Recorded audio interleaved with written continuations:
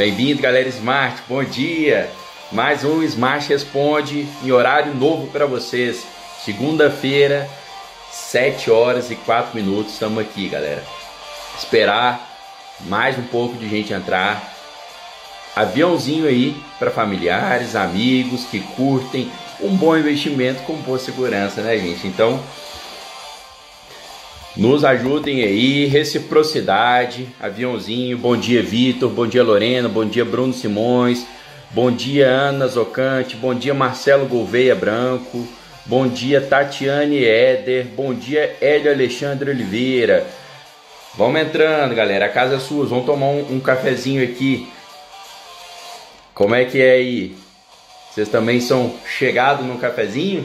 Aqui, ó, vai quase que uma garrafa aí amanhã sozinho pra mim. Lorena toma só um pingadinho ali, só um pouquinho do café e eu tomo o resto, galera. E à tarde, às vezes eu vou lá e faço outra garrafa, né? Com a gente não tem miséria com café, não.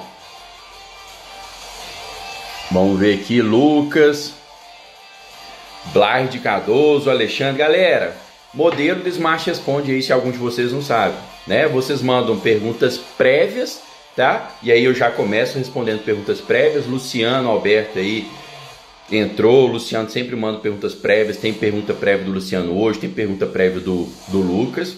Vocês mandam perguntas prévias, eu respondo as perguntas prévias, respondo as perguntas que estão no Word aqui, que eu já listei as perguntas prévias aqui, respondo as perguntas que vocês mandarem pra gente aqui no chat, tá? Bom dia, Everton Coelho, chega junto.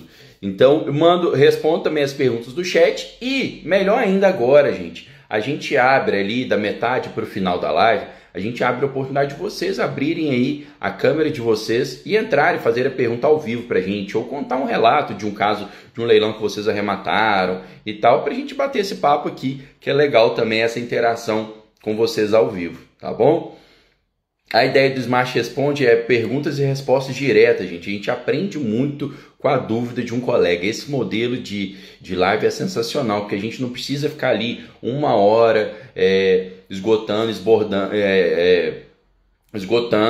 abordando um assunto ali completo em mais de uma hora. A gente aborda aqui vários assuntos, tá bom? Depois, vocês se quiserem assistir um tema com profundidade, se for mentorado da Smart, você tem toda a plataforma, todas as ferramentas da Smart para acessar. Se for um seguidor Smart que não é mentorado, tem nosso YouTube, gente. No nosso YouTube tem muito conteúdo mais denso. É conteúdo assim, eu vou falar aqui, por exemplo, de valor de TBI, que o Luciano perguntou. Isso aí, gente, a gente tem uma live de 1 hora só para isso. Mas em 2 minutos eu consigo falar para vocês aqui o que é o cerne da questão e como vocês devem se direcionar, tá bom? Como vocês devem direcionar a sua atuação, beleza?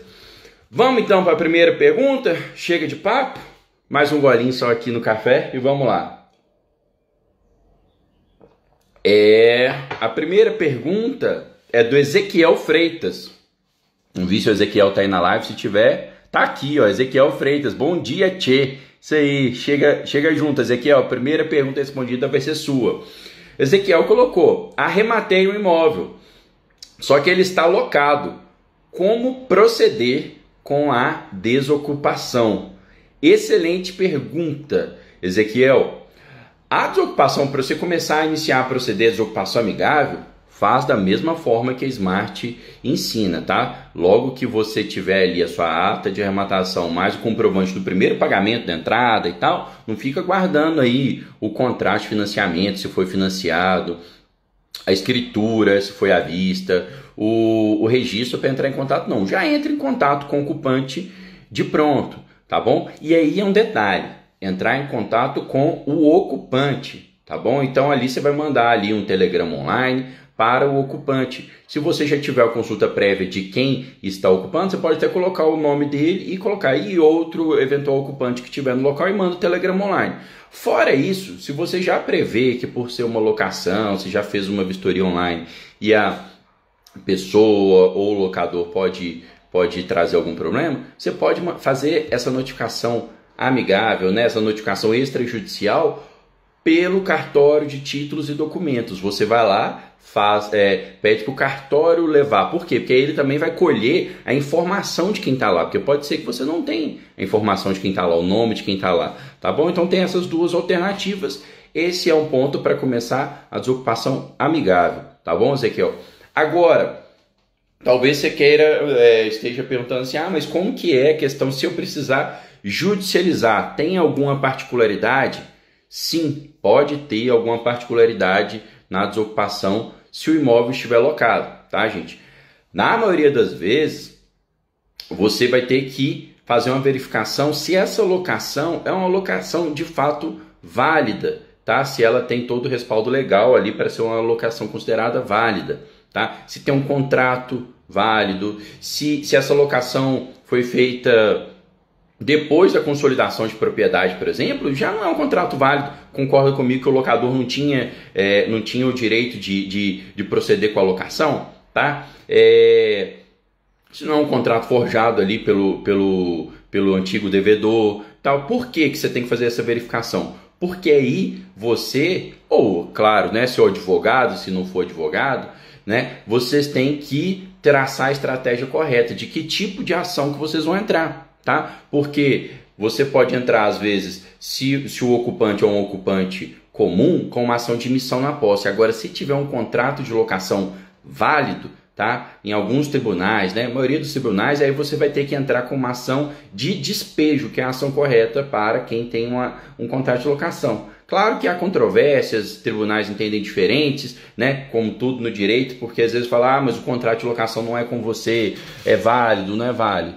Mas aí é esse o caminho. Você tem que procurar um advogado especializado, né? A Smart Leilões tem o convênio aí com advogado, com escritório especializado em direito imobiliário, em direito de leilões. Vários mentorados Smart também são advogados e hoje, né, com treinamento da Smart, se tornam advogados aptos a proceder esse tipo de desocupação. Porque você concorda comigo que às vezes um advogado, se ele não for dessa área, ele não está especializado com essas particularidades, tá bom? Isso acontece, gente, é a analogia aí, vocês sabem, né? Um médico, por exemplo, se você for num cardiologista querendo que ele opere seu pé, não vai dar bom, tá bom? Então é mais ou menos por aí, Ezequiel. Espero que tenha respondido. Sua dúvida depois você manda aqui no chat se eu respondi, tá bom? Inclusive, complementando a sua pergunta aqui, o PGP Ribeiro mandou aqui, entrar em contato com o ocupante apenas após a carta de arrematação? De jeito nenhum. A gente, no caso da desocupação extrajudicial, gente, a gente já fala assim, ó, já pode entrar em contato, tá? Assim que você tiver a ata e tiver o primeiro pagamento, você já se torna sucessor do banco. Talvez, aí sim, o PGB Ribeiro esteja falando no caso da arrematação judicial. Na arrematação judicial, gente, o que a gente recomenda? De acordo com o 903 do CPC, fala que a arrematação está perfeita, acabada e eficaz depois que é assinado o auto de arrematação pelo leiloeiro, pelo arrematante e pelo juiz. Só que dá 10 dias para o executado entrar com embargos. Então, o que a gente fala? Né? Que esperem esses 10 dias, no caso do leilão judicial, para entrar em contato também, que até no judicial, gente, dá para fazer uma desocupação amigável. O judiciário, ele tem uma certa burocracia, tem vários setores, até dar cumprimento, sair um mandado de missão na posse e você conseguir ali por um oficial de justiça, né? Vai ser dentro do próprio processo, 99,9% das vezes no processo judicial. Você não vai precisar entrar com a sua apartada de missão na posse. Mas até você conseguir esse mandado passar para a central de distribuição de mandados, depois cair na mão do oficial de justiça, depois o oficial de justiça dar cumprimento, pode demorar. Dependendo, você liga ali pro ocupante e fala, ó, filho, acabou, né? Já viu que chegou nos finalmente, já perdeu tudo e tal. Tá ocupado ainda, não tá o imóvel, quer me passar a chave e tal. Às vezes é de interesse dele desocupar rápido também, gente. Às vezes sobra um dinheirinho na ação para voltar para quem é executado, né? A dívida era menor do que o valor apurado no leilão. Então, para eles é interessante, às vezes, também desembaraçar rápido o imóvel, tá bom? Então, li essa pergunta aí porque a pergunta do Ezequiel, do PGP Ribeiro, complementou a pergunta do Ezequiel. Beleza, galera? Lembrando, hein? A partir da metade aqui para o final da live eu vou chamar pessoas ao vivo. Inclusive já tem 3 pessoas ali, já acionaram a câmerazinha do lado aqui da onde você escreve no chat, ó. Tem uma câmerazinha com sinal de mais. Quem aperta ali, gente, é quem está querendo entrar ao vivo com a gente no final da live. Se você apertou enganado, retira. Se você ainda não apertou e quer entrar ao vivo, aperta lá que aí já fica na fila aí para entrar, beleza? Então, essa foi a pergunta do PGP Ribeiro. Lorena complementando aqui que a maioria dos contratos nesses casos nem são válidos, né? Justamente nos contratos de locação. Aqui o JNP Produção está até trocando um inbox comigo no Instagram, perguntando o que seria um contrato de locação válido. Aí eu dei exemplos, né? Por exemplo, um contrato forjado, um contrato sem ali, um contrato feito por quem não é locador. Você pode locar um imóvel que não é seu? Não é válido, né? Muitas vezes as pessoas locam, gente, o imóvel depois que o banco já consolidou. Se a propriedade consolidada, o imóvel não é mais da pessoa. O banco não precisaria nem vender o imóvel em leilão para tomar posse. Tem banco que entra com ação de admissão na posse ou de reintegração de posse antes, tá, de leiloar o imóvel, tá? Então como é que a pessoa vai lá e vai locar aquele imóvel? Não tem jeito, né, gente? Aí vocês têm que fazer também a diligência de vocês e tal, né? Atuar ali junto ali com o seu advogado, ajudar ali a instruir para tomar a decisão de qual caminho, né, percorrer, que tipo de ação, beleza? Agora vamos passar para a segunda pergunta, gente, enviada previamente do advogado Fernando Dias. Perguntou: já arremataram flats? Como foi? Inclusive, o advogado Fernando Dias mandou essa pergunta no chat da semana passada, galera. Eu até respondi. Qualquer coisa, advogado Fernando Dias, reveja lá no nosso feed, né, que fica salvo. Mas vamos lá.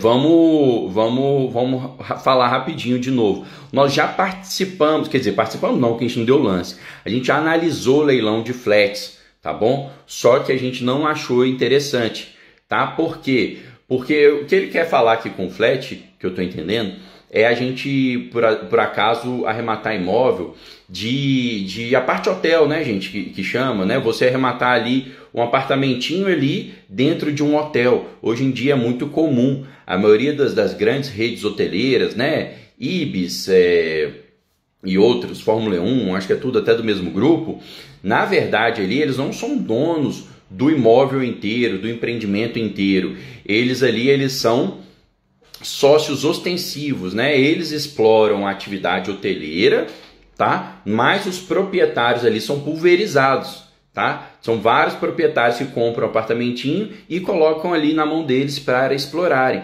E aí fica na mão do que eles chamam de pool para explorar esses flats. O que acontece? O que acontece é que a gente fez uma conta na época e o retorno a gente pediu para essa rede hoteleira nos mandar, né, o retrospecto financeiro da distribuição de lucros desse pool. Não era legal. A gente olhou, então podemos sair do pool? Falaram, podem sair do pool. Só que aí na hora que você sai do pool, a taxa condominial vai lá em cima. Porque, poxa, um hotel oferece outros serviços, né? Manobrista, camareira e tal, não sei o que. Então a taxa de condomínio vai lá no alto. Então a gente não achou viável. Eu prefiro alugar, comprar, arrematar um apartamento normal e alugar ele para Airbnb, sem fazer parte de qualquer pool, tá bom? Claro que todo leilão tem seu preço. Se me chegarem e falar assim, não, tem aquele apartamento do Ibis ali por 10 mil reais, você quer? Quero, né? Mas a princípio, pelos valores que a gente achou na época, a gente não achou viável, viu, Fernando Dias? Então, essa é a segunda pergunta enviada previamente. Depois o Fernando também, se quiser, assiste aí a live da semana passada. Depois, gente, que a gente faz a live ao vivo aqui, a live fica gravada, ela vai lá para o nosso feed e eu acho que tem o IGTV, né? Que você clica ali no segundo botão, aí tá lá, tudo que é vídeo mais longo, fica salvo lá. Então, às vezes vocês perderam, não conseguiram pegar ao vivo, pulem lá. A gente sobe também essa live no YouTube depois, tá? E no YouTube a gente sobe com os temas, com as perguntas que foram abordadas. Então se você segue a gente só pelo Instagram, corre lá no YouTube depois, né? A gente sobe isso aí ao longo do dia, sobe essa live, que também tem elas e lives passadas. Beleza, galera? Mandar aviãozinho aí para familiar e amigo que tem interesse em investimento, né? Leilão de imóvel, né, gente? Quer investimento melhor? Te traz aí até 100% ou mais de lucro com segurança. Não existe investimento financeiro igual, né? Por isso que a gente fala, às vezes, o melhor investimento é aquele que nossos pais sempre falaram, né? Investimento em imóvel, em tesouro. Quem compra terra não erra. Imagina comprando pela metade do preço. Não precisa nem esperar valorizar ao longo do tempo, tá bom? Vou para mais uma pergunta enviada previamente e depois eu cato alguma aqui na live, tá bom? Edson Gamorim mandou a próxima pergunta, gente. O Edson mandou para a gente a pergunta seguinte: qual a melhor opção? Financiamento ou parcelamento? Boa pergunta. Agora ela pode ter duas interpretações. Eu vou responder para vocês das duas interpretações que eu posso dar à pergunta.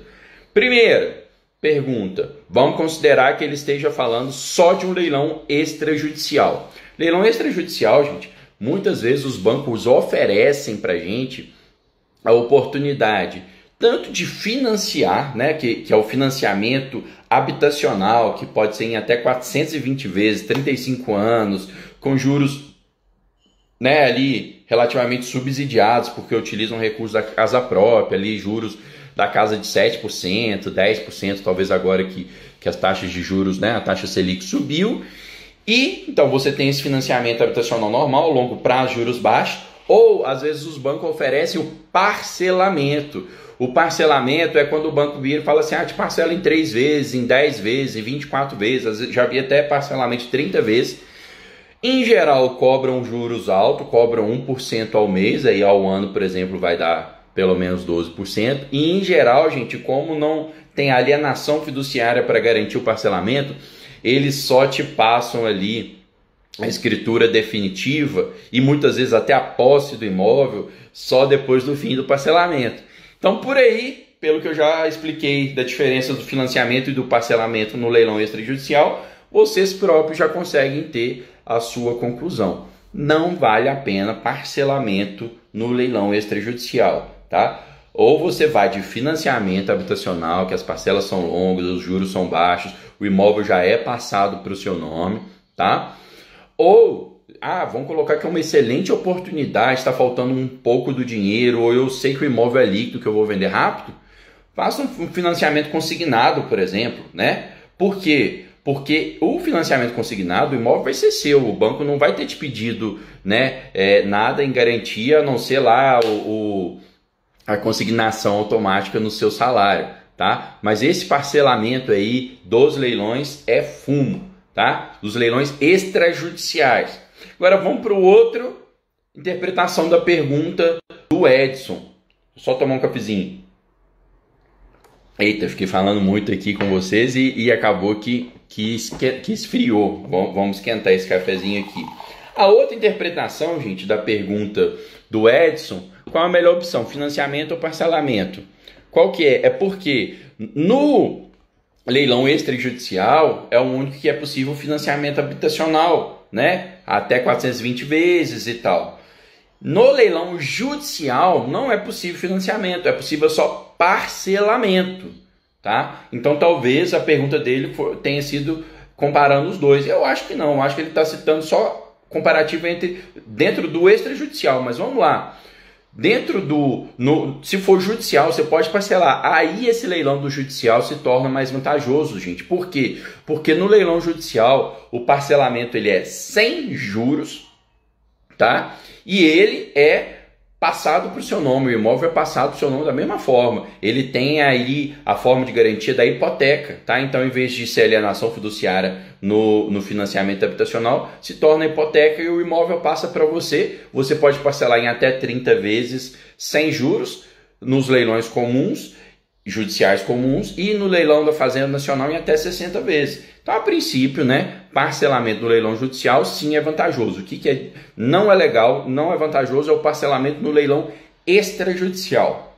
Beleza, galera? Então, essa foi a pergunta aí do Edson. Vamos catar uma perguntinha aqui. Vamos catar uma perguntinha aqui do chat para depois a gente passar para as perguntas prévias enviadas. Já tem 4 pessoas esperando aqui para falar ao vivo, hein? Elder Wagner Malaguti perguntou: bom dia, Pedro. Qual a melhor forma de captar cliente para esse mundo dos leilões?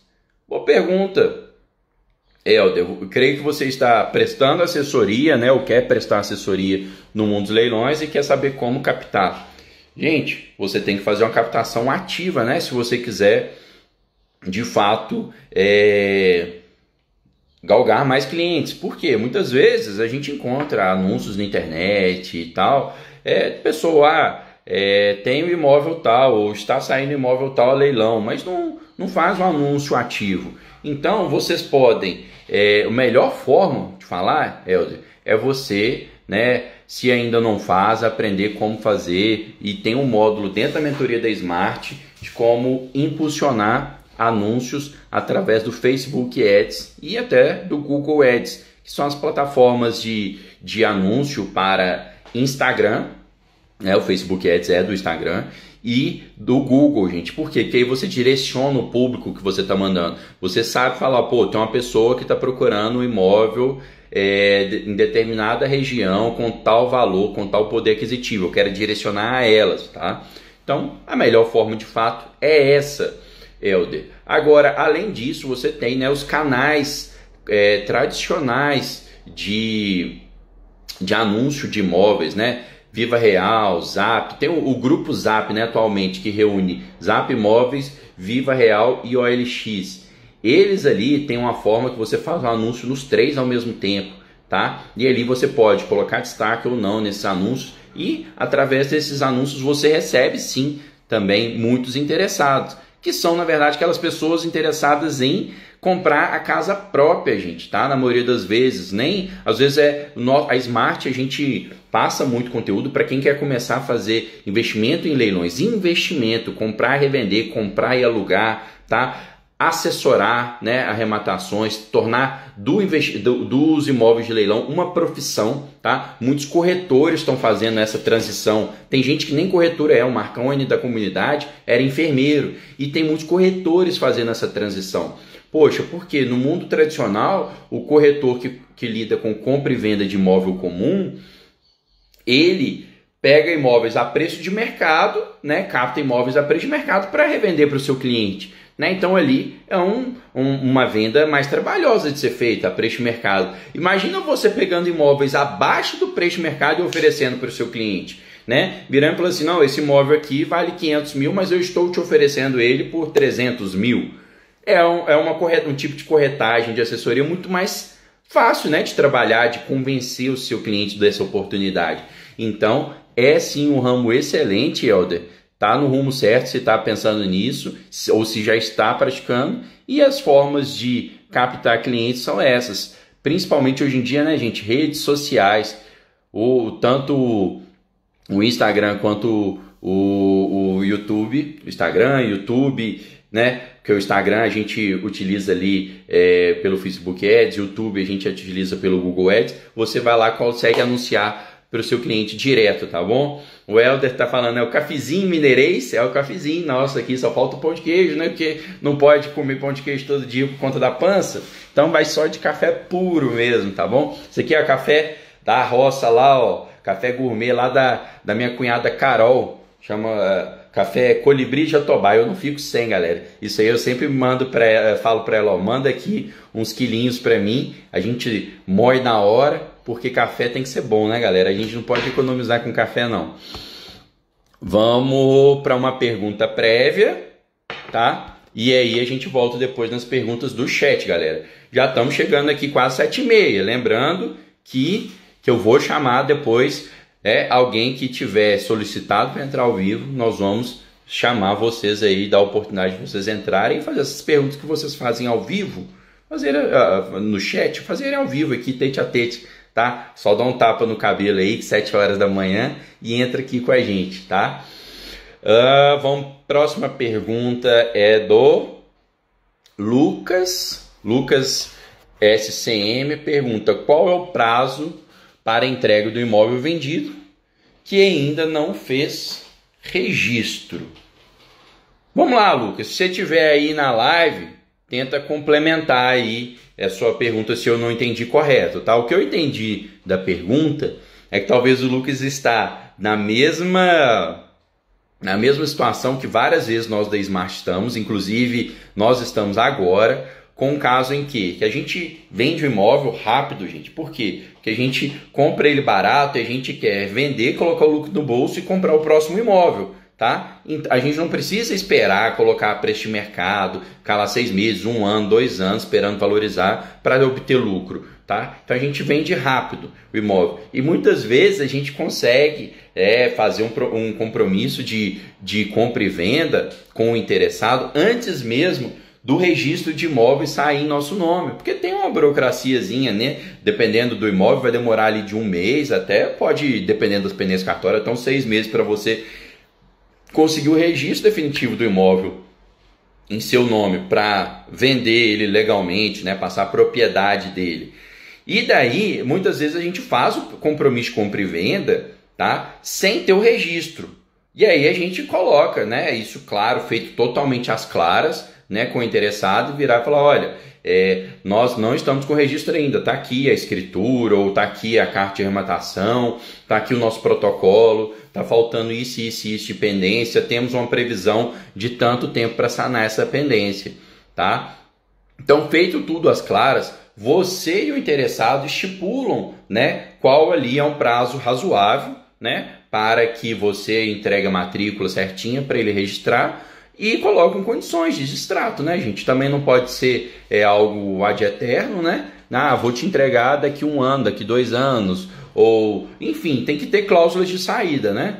Para esse contrato voltar atrás, tá? Aí, Lucas, você tem que também ver qual que é a perspectiva de registro, se o imóvel tem muita pendência a ser sanada, se não tem, mas ali vocês vão chegar no acordo ali e colocar no contrato, na promessa de compra e venda, tá bom? O que a gente sempre fala faça com transparência. Muitas vezes, quando o imóvel a gente vê que vai demorar ali um tempinho a mais para desembaraçar, a gente pede até um sinal só, a gente vira e fala assim: olha, o imóvel vai continuar anunciado se você não me der um sinal. Agora, se você der um sinal, eu até paro de anunciar o imóvel, não precisa ser um valor tão substancial. Mas se você quer garantia aí e tal, o imóvel me dá um sinal, eu continuo na posse do imóvel, só vou te transferir a posse depois, é só para não ter disputa, tá? Depois, e aí a pessoa às vezes aceita também, já fizemos negociação desse tipo, tá bom, Lucas? Depois, se não foi isso que eu entendi que você estava perguntando,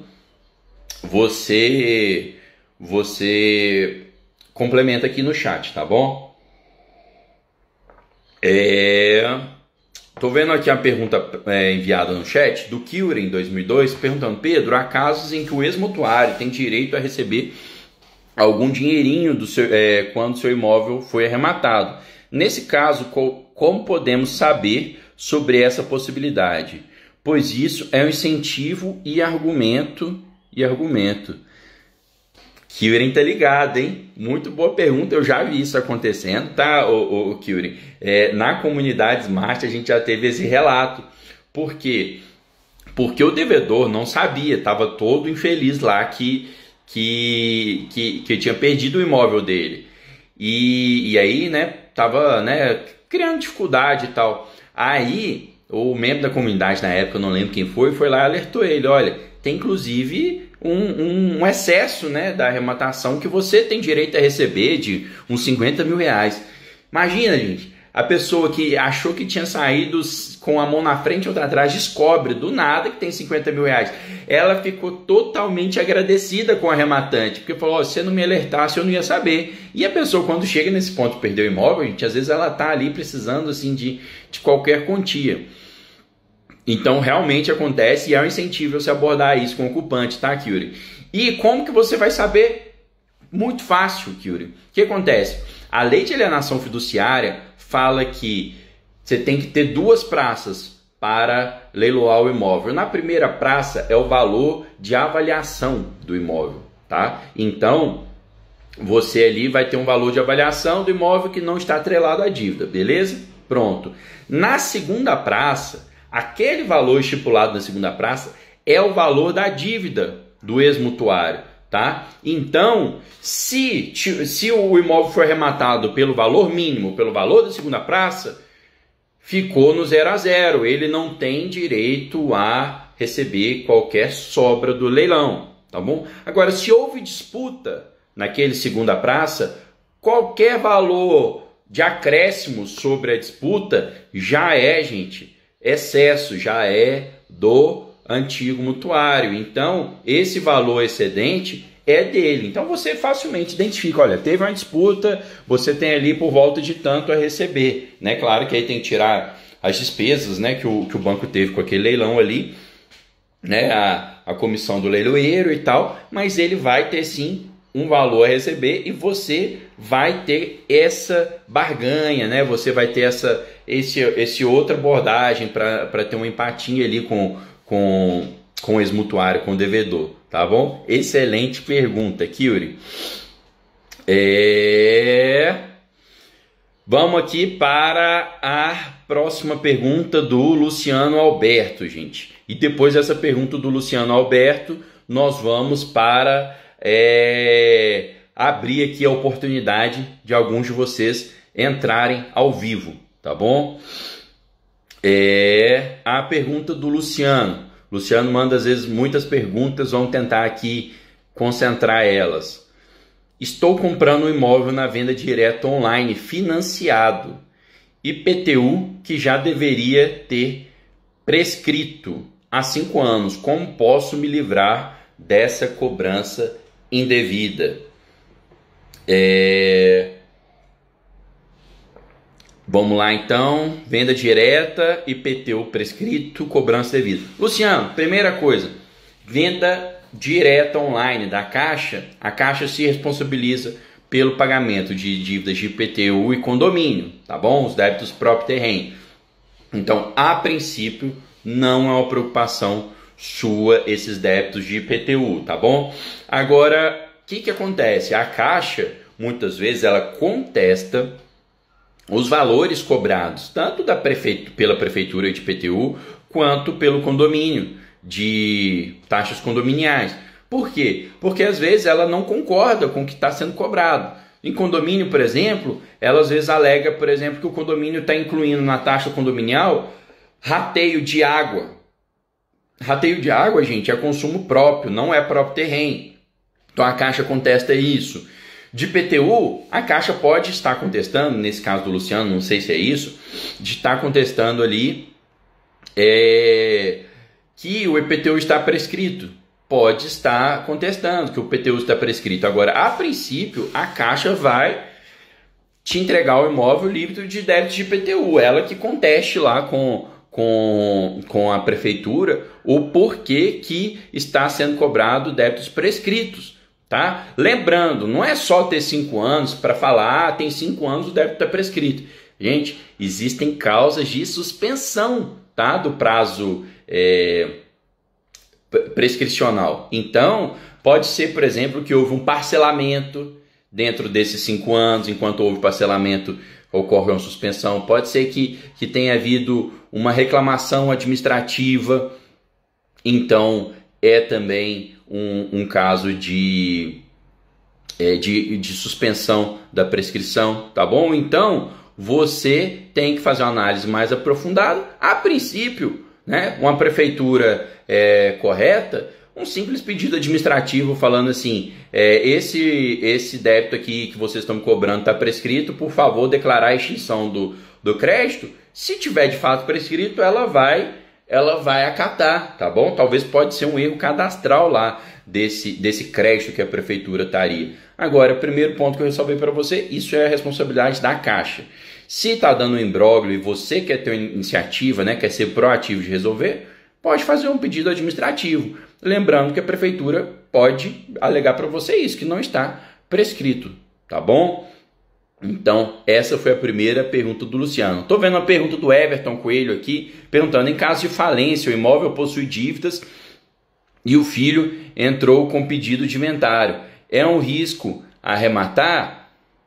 Everton, sempre que tem, né, que tem um espólio, que tem dívidas ali, se tem um inventariante ou se tem um herdeiro, um dos pontos a ser analisado é se o herdeiro, sendo leilão de falência ou não, é se o herdeiro ali foi notificado, o inventariante foi notificado. Primeiro, verificar se o inventariante foi notificado. Vamos colocar aqui não tem inventário ainda, se os herdeiros foram notificados, tá bom? Então vê aí como é que é, se ele já entrou com um pedido de inventário, vê lá se... Então quer dizer que esse filho deve ser o inventariante. Vê se ele foi notificado ali no leilão de falência, tá bom? Isso aí é uma das conferências que a gente tem que fazer. Se todas as partes envolvidas ali foram notificadas, tá bom? Mone Francis, espero que você esteja aí, atenta ao vivo e disposta a bater um papo com a gente aqui, porque você é a única, os outros já desistiram, você é a única que está aqui pedindo para participar online. Então vou te convidar, tá? Deixa sua câmera no jeito, seu microfone no jeito, para você fazer a pergunta que você quiser aqui para Smart Leilões, para mim. E se a Simone não aceitar, porque às vezes a pessoa aperta sem querer, podem ir se habilitando aí, galera. Eu tô vendo aqui que a Andréia Bonfim, né, se candidatou também. Então vamos lá, Simone. Primeiro você.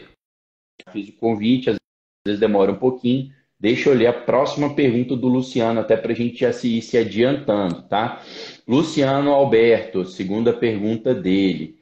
Como faz para averbar os leilões negativos? A Caixa está transferindo essa responsabilidade para mim.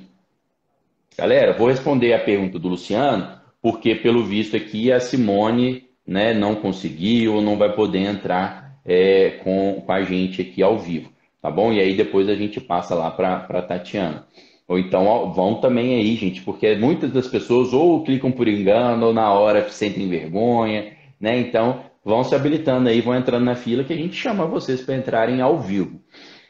Luciano, de fato, né? Agora todos os cartórios do país estão exigindo esses leilões, a averbação desses leilões negativos. Não era um procedimento uniforme no país, mas que agora é sim uniforme. A Caixa, né, é um órgão público, tem ali, ela faz seus próprios leilões, ela não terceiriza para Receio igual os outros bancos. Ela tem alguma dificuldade de averbar esses leilões negativos, tanto é que ela fez uma parceria aí, parece, com leiloeiros, para eles, além da primeira e segunda praça, que é obrigatório ser feito através de leiloeiro público, de talvez eles fazerem a terceira praça, tá? Com contrapartida deles averbarem esse leilão negativo. Isso aí foi nos repassado por corretores credenciados Caixa da nossa comunidade que ficaram chateados com essa decisão de ter uma terceira praça com leiloeiro, que aí tira o mercado, um pouco do mercado ali do corretor credenciado. E a alegação foi justamente essa, que como contrapartida, a Caixa estava pedindo para os leiloeiros averbarem essa certidão negativa, porque aí você tem que ter um trâmite, né, com cartório. Por mais que hoje exista ali o registradores.org, que é uma plataforma online para você fazer e-protocolos, né, protocolos eletrônicos, eles queriam terceirizar isso, e muitas vezes aí, nos leilões que não foram repassadas essas responsabilidades para os leiloeiros, eles sim tentam passar essa responsabilidade para o arrematante. Luciano, basicamente, para você averbar os leilões negativos, você tem que ter a comprovante entregue pela Cevem, ali pela Caixa, de que a primeira e a segunda praça foram realizadas. Ela te entregando, né, aquele auto ali da arrematação ali, feito pelo leiloeiro, falando que ele levou o imóvel em primeira e segunda praça que foi negativo, você vai lá, faz essa averbação. A averbação não tem conteúdo financeiro, então não deve ser cara, vai depender dos emolumentos de cada estado. E aí você pode levar esse documento repassado à Caixa e averbar esse leilão negativo. Por isso que é bom, gente, sempre fazer né? Leilão caixa, venda direta caixa, venda online caixa, você tem assistência gratuita de um corretor credenciado caixa, tá bom? Na comunidade Smart temos vários corretores credenciados caixa e capacitados, porque muitos são credenciados, mas não são capacitados. Eles se credenciam para vender imóvel caixa, mas não estão aptos eles não conhecem os trâmites, as especificidades dos imóveis de leilão. Então, eles não conseguem te ajudar. No site da Caixa está a lista de todos os leiloeiros, todos os corretores credenciados Caixa. É suficiente pegar aquela lista e escolher qualquer um? Eu não recomendo. Se existem corretores credenciados, treinados para intermediar imóvel de leilão, imóvel retomado da Caixa, é melhor ir no especializado. A comunidade Smart tem vários, Luciano. Então, acho que você não está na comunidade Smart, né? Se tivesse uma comunidade Smart, teria ali um membro ali, corretor, que poderia intermediar isso para você gratuito, porque os 5% do corretor, nesse caso, é pago pela Caixa. Você não tem desconto se você não utilizar o corretor. E o corretor credenciado te ajuda nesses serviços que seriam principalmente de despachante, né? Para desembaraço da aquisição após a arrematação também. O corretor credenciado bom te ajuda antes, durante e depois da arrematação. Tá bom, Luciano? Então, vamos ver se tem mais alguém aqui. Andréia, Simone, então não quis ou não pôde entrar. Vamos chamar a Andréia Bonfim. Pronto, Andréia acho que aceitou. Bom dia, Andréia.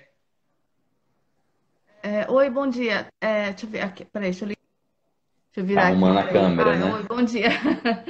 Tudo bom, Bom dia, Andréia. Seja gente? bem-vinda. É que deu um Obrigado por. delay ali, eu achei até que tinha caído a conexão. Não, tá, agora tá ótimo. Estou escutando você perfeitamente, estou te vendo também. Ah, legal, gente, bom dia. A minha dúvida é o seguinte: você estava falando no início sobre é, ó, os imóveis que são adquiridos, né, com ocupantes, tudo. Eu tenho intenção realmente daqui a algum tempo de estar adquirindo um imóvel realmente por leilão, né? Uhum, Eu achei bem interessante, como você falou da parte judicial, né, que não financia, mas quando é judicial a gente pode parcelar e já está diretamente ligado no nosso nome, né? E pelo perfeito. leilão da fazenda, ele vai até em 60 vezes. Eu achei isso muito legal. Porque eu já financiei um imóvel, eu sei os trâmites, como é que é, tudo, Sim. e os juros assim, tudo. A minha dúvida é, o que eu consigo ler no edital ou o que que eu tenho que procurar para, vamos supor, eu achei o imóvel, ele está ocupado e de repente ali naquela ocupação às vezes tem alguma brecha de, eu não sei se alugado, se foi spoiler ou o que for, espólio, né? Quando, Uhum. quando, quando é inventário. O espólio, o que for que peraí, deixa eu encontrar a palavra, que favoreça a A pessoa que sua está ocupando o desocupação. imóvel. Isso, o que que eu consigo ver ali que eu falo, não, esse leilão eu estou adquirindo, eu vou conseguir fazer essa pessoa sair. Eu achei muito legal aquilo que você falou também, referente, tá bom, estamos Praça. numa segunda hã? Na segunda praça? Segunda praça, isso, exato. É que me fugiu a palavra. Numa segunda praça, se é a mais, a pessoa que está morando ou que é a proprietária, ela tem o direito. Eu achei isso muito legal, porque é uma coisa, como você falou, realmente, a pessoa não tem nada e ela, de repente, aquele pouquinho que tem já ajuda no começo, né? Com Então, certeza. são esses detalhes que eu realmente, assim, eu quero entender um pouco mais. André, excelente a sua entrada aqui na nossa live, porque você está abordando um dos temas que é o que um dos temas, vou falar não, o tema mais de maior receio de arrematantes iniciantes, que é a desocupação do imóvel, tá? E aí sim temos formas de fazer uma análise do tipo de ocupação, mas eu quero começar falando para você o seguinte: não tenham receio da desocupação, tá, Andréia? Seja Assim, eu amigável. tenho receio, porque Hum, o que que acontece? Eu já tive casos de conhecidos que já falaram assim, olha, eu rematei o imóvel, né, no leilão, e a pessoa já está lá já há 5 anos. Quase Pois é, usucapião, pelo André. menos ao meu ponto de vista, né? Tá, tá. Assim, Não, sou mas leiga no então, assunto, mas assim, ao meu ponto mas de vista, assim, sabe, já um usucapião, já mas sabe o que que quase. é? É porque às vezes as pessoas fazem a aquisição de imóvel de leilão sem o conhecimento adequado. Então, quando a gente escuta esse tipo de caso, a gente fala assim, ó, pode ter certeza que houve algum tipo de erro no procedimento de desocupação. Ah, mesmo se você tenha contratado advogado, talvez o advogado não sabia o que estava fazendo, não fez os procedimentos corretos, tá? A gente pega hoje, a comunidade Smart tem ali 900 membros na comunidade. A gente não vê ali relato de casos, né, que demoraram tantos anos. Tá? Se tem relatos, é relatos de pessoas que tiveram alguma dificuldade anterior a ter o conhecimento, porque com o conhecimento correto, a gente consegue desembaraçar, consegue desocupar o imóvel. Por quê? Porque a gente é diligente, a gente faz todas as conferências prévias e a gente faz o procedimento de desocupação corretamente. Então, vamos começar lá. Primeiro, o imóvel está ocupado, tá? O leilão do imóvel informa que está ocupado. Gente, na maioria das vezes é raro a gente encontrar edital de leilão falando que está desocupado. Por quê? Porque o leiloeiro, o banco, ele prefere falar que está ocupado. Porque imagina se ele vende o imóvel, fala que está desocupado e depois alguém tomou posse regularmente do imóvel e tal. O leilão pode ser anulado. Então, a maioria das vezes ele fala que está ocupado. Então, primeira coisa, Andréia, você pode fazer vistoria, ou presencial, ou até online. Hoje a gente fala com nossos alunos, a gente já foi muito aqueles caras que vão presencialmente no imóvel, tocando interfone de vizinho e tal. Hoje em dia a gente faz a vistoria, mas a gente faz a vistoria online. A gente pega ali em sites cadastrais, telefone de vizinho, a gente faz uma pesquisa no local do imóvel para tentar ver quem é o ocupante, conversa com vizinhos ao redor para tentar ver quem é o ocupante, em que tipo de ocupação ele está. Primeira coisa, muitas das vezes você fazendo a vistoria online, você vai se surpreender de que não existe ocupante. No edital está falando que está ocupante, mas na hora que você for fazer sua vistoria, ligar para um vizinho, fazer seus corre, você vai ver que a pessoa já abandonou o imóvel, que o imóvel está desocupado. Isso você já sai na frente do seu concorrente, que muitas vezes as pessoas não fazem essa conferência. Ela quer conferir só no edital. O edital vai estar falando que está ocupado. Não tem nada no edital falando que fulano deixou a casa semana passada, que o fulano desocupou o imóvel. Você tem que fazer sua vistoria, tá? Então não vai estar no edital isso e a gente recomenda, faça a sua vistoria. Segundo ponto, que é um ponto também que você descobre mais com a vistoria online e com a pesquisa no site do tribunal, é ver se a pessoa que está lá, se é a devedora, se não for devedora, se ela teria direito a tentar usucapiar o imóvel, que é o usucapião do imóvel. Como é que você descobre isso? Também numa vistoria online, tá? Que você pode, não, fulano de tal está aí há 20 anos e a princípio ele fala que o imóvel é dele, não é locador. Segundo, é entrando no site do Tribunal do Estado e fazendo a pesquisa para ver ali se tem alguma ação de usucapião. Pronto, fez essa pesquisa também, viu ali que não tem nada e tal, você pode entrar tranquila e aí começar a fazer o procedimento de desocupação da forma que a Smart faz. A Smart tem um fluxograma de desocupação específico. A gente tem fluxograma do leilão judicial inteiro, a gente tem fluxograma do leilão extrajudicial inteiro e a gente tem um fluxograma só da desocupação, tá? Mostrando para o mentorado Smart em que momento fazer o quê, seja judicial ou extrajudicial, qual o tipo de procedimento. Tá? Em que momento você começa, por exemplo, a notificação extrajudicial para desocupação? Muita gente vira e fala assim que vou esperar registrar o imóvel em meu nome para começar a notificação extrajudicial. Não precisa, está perdendo tempo. Segundo, Você falou isso no começo da live. isso, pode começar de imediato. Segundo ponto, não sabe o que colocar na notificação extrajudicial. Você tem que mostrar para a pessoa que está ocupando em que é interessante, não só para você que arrematou o imóvel, mas para ele também é interessante, que infelizmente o tempo de morar no imóvel que não é dele acabou mais, e que se ele persistir nisso, vai trazer prejuízo financeiro para ele continuar morando nesse imóvel. É melhor desocupar, você tem termos corretos para isso. Não surtiu efeito, você pode entrar com a ação correta. E aí é essencial você ter um advogado especializado nesse tipo de ação, porque ele vai identificar se tem que fazer uma ação de missão na posse, se tem que fazer uma ação de reintegração de posse, se tem que fazer uma ação de despejo, se for locatário. E tudo isso, assim, vamos supor, chegou nesse estágio que você está falando, né? Que vai ter que emitir isso, tudo em relação à posse. É, qual a média que leva todo esse trâmite até a desocupação?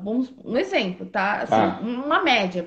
Sim, eu sei que a lei ela varia muito, mas assim, a média do que costuma ser, vamos supor, hoje, eu entrei com uma hoje dia 19 de julho, mais ou menos quantos meses, Você está assim, falando a aproximadamente? partir do momento em que precisou entrar judicialmente ou... Que comprei o imóvel e que eu precisei entrar judicialmente, que eu cheguei nesse estágio que você está falando, até falar, não, agora está desocupado, é meu. É só Perfeito. realmente para Então eu ter vamos lá. Tá. Boa uma noção pergunta. assim de tempo. Boa pergunta. Vamos começar do começo. Arrematou o imóvel e ali você tem alguns dias, você faz o pagamento e tem a ata de arrematação. Vamos colocar aqui imóveis extrajudiciais. Que imóvel judicial, né? Você nem precisa entrar com uma ação judicial. No próprio processo. Sério? Sério. O que acontece? No processo, no leilão Assim, judicial. de tudo que você falou no começo da live, o extrajudicial, ele acaba não sendo uma boa, pelo menos para mim. A minha visão, ele acaba não sendo uma boa por conta no caso da parte do parcelamento, né? Sim, Que mas no você caso, tem que se fosse, entender, seria um Andréia, você tem que financiamento entender profissionado. que o parcelamento ele é sem juros no judicial, mas ele é só de 30 vezes, tá? Uhum. Então, você tem ali, por exemplo, um imóvel de 300 mil dividido por 30 vezes, vão colocar, né, grosso modo, que não tivesse entrada, você teria que pagar ali 10 mil reais por mês, sendo que num financiamento imobiliário, no extrajudicial, você pode dividir em 420 vezes.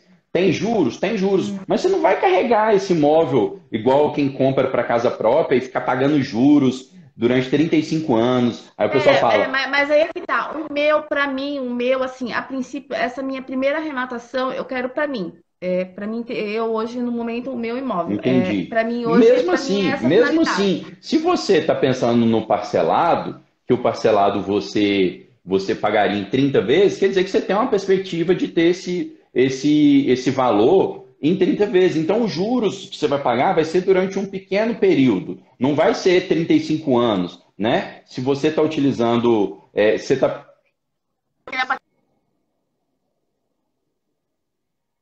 Vamos esperar a Andréia voltar aqui, que deu uma agarradinha.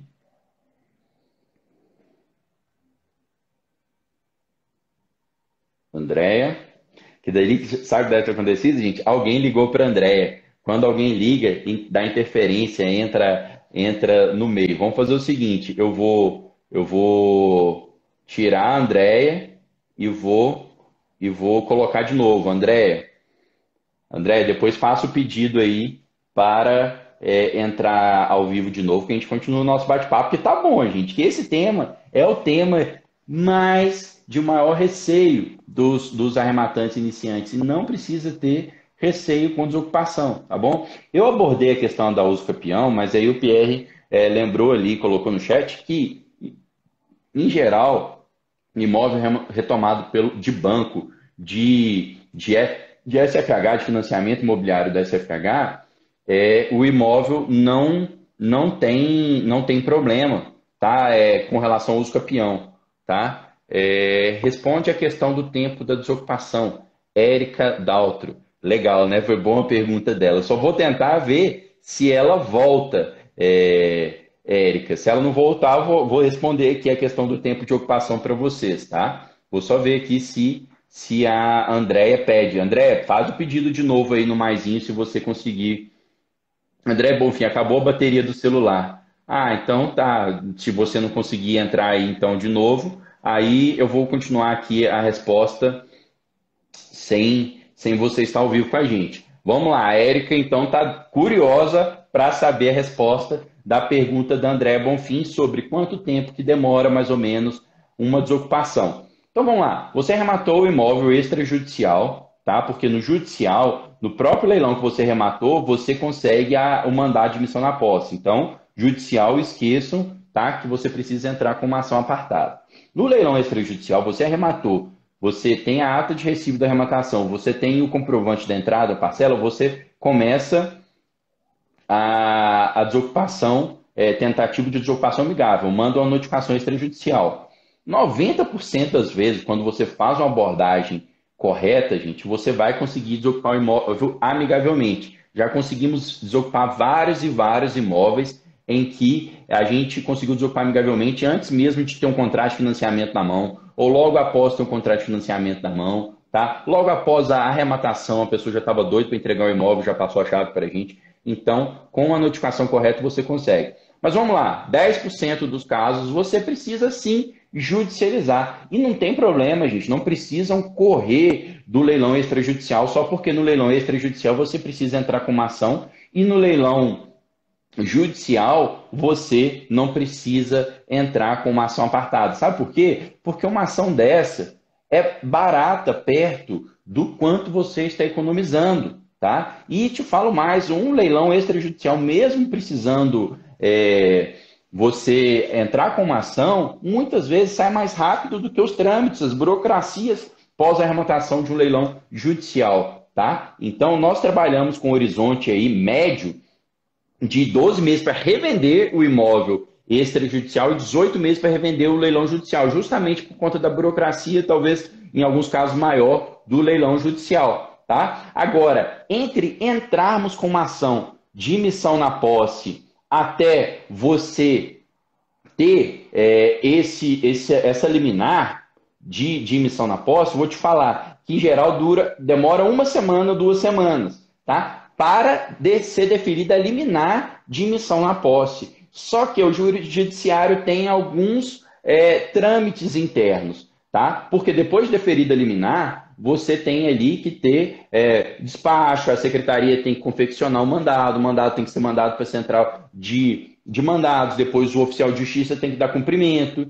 Aí você pode aí ter ali por volta ali dos 2 a 3 meses, num caso em que rode redondo, tá? Que o ocupante não te dê muito trabalho e tal. Agora, você pode ter também casos em que o ocupante, né, contrate um advogado ali e queira te dar uma dor de cabeça, comece a contestar e tal, não sei o quê. Por mais que não vai dar em nada, vai ser puramente procrastinatório os recursos dele, pode te dar um trabalhinho a mais. Mas a gente te fala assim, com bastante convicção que 70% dos casos, em até 6 meses, vocês conseguem desocupar, tá bom? Então, acho que vocês têm que ter esse horizonte em mente. Quando vocês escutam falando que a pessoa demorou 5 anos para desocupar o imóvel, pode saber que tem alguma coisa errada ali no procedimento. Aí, ó, o Efson, né, advogado, advocacia imobiliária.ro, falou: a celeridade na desocupação tem muito a ver com a boa análise da viabilidade jurídica, perfil do ocupante. Perfeito, se você tiver um ocupante mais litigante, pode demorar um pouquinho mais. Se tiver um ocupante menos ali presente, um pouquinho menos. Agora, você tem a justiça a seu favor. Arrematantes têm que entender claro o seguinte: vocês não são vilões, vocês são ali quem faz a engrenagem correr, quem faz um credor receber seu débito, tá? Então, o CPC de 2015 veio para mudar isso. O nosso ordenamento jurídico está a favor do arrematante, gente, porque existe uma pessoa que tem uma dívida de um lado e uma pessoa que precisa receber essa dívida do outro. E a pessoa que precisa receber essa dívida, esse crédito, só recebe porque você entra na jogada, tá? Então tem que ser favorecido o arrematante, tá bom? O Vitor perguntou aqui qual é o valor da ação. Cada advogado cobra um valor de honorário nessa ação. O arrematante Smart, Vitor, se eu não me engano, você entrou na turma 10, você é da turma 10, tem um preço fixo, tá? Para entrar com a ação de missão na posse de R$3.000. A ideia desse convênio que a gente fez com o escritório de advocacia é dar previsibilidade para o arrematante fazer sua viabilidade financeira. Tá bom? Agora, você que não é arrematante Smart, você vai encontrar aí advogados, né, no mercado especializados, e eles vão cobrar valores diferenciados, talvez maior do que esse. Mas, perto do que vocês vão economizar, é o de menos, gente. Não se preocupem com esse custo, tá bom? Neste caso, posso cobrar aluguel enquanto estiver ocupando o imóvel? Advogado Josivaldo. Pode, está lá na Lei de Alienação Fiduciária, falando, artigo 27A, se eu não me engano, falando que a taxa de ocupação é de 1%, gente. Isso é uma das coisas que a gente coloca na nossa notificação extrajudicial. É muito mais barato para o ocupante sair e alugar um outro imóvel do que continuar no seu imóvel. Você pode cobrar dele 1%. Quem é que aluguel hoje que é 1%? Difícil, né? Então, você tem argumentos para convencer, tá joia? Gente, já passamos aqui do nosso horário. André, eu vi que você conseguiu pedir para entrar de novo, mas a gente já extrapolou o horário, tá? Foi muito boa a sua participação. Espero você aqui no próximo Smart Responde também. Galera, esse bate-papo, né? André, eu vi que a André estava anotando tudo ali certinho, tá? Tá ali. É isso, gente. Quem faz diferente alcança o resultado. Eu tô vendo que a André está compenetrado, está estudando para fazer uma arrematação segura, tá? Para fazer todos os procedimentos de ocupação corretos. Não precisa ter medo de ocupar. Quem está estudando consegue, seja para casa própria inicialmente, igual o André, seja para investimento, tá bom? Então, fico feliz da André ter entrado, de mostrar ali como que ela está estudando, que a gente está ajudando vocês a mudar de patamar de vida financeira, tá joia? Quem não teve as respostas às perguntas respondidas, por favor, nos mandem inbox no Instagram, tá? Que a gente fica triste de não conseguir responder todo mundo, mas a gente tem uma hora de live aqui, então manda inbox, tá joia?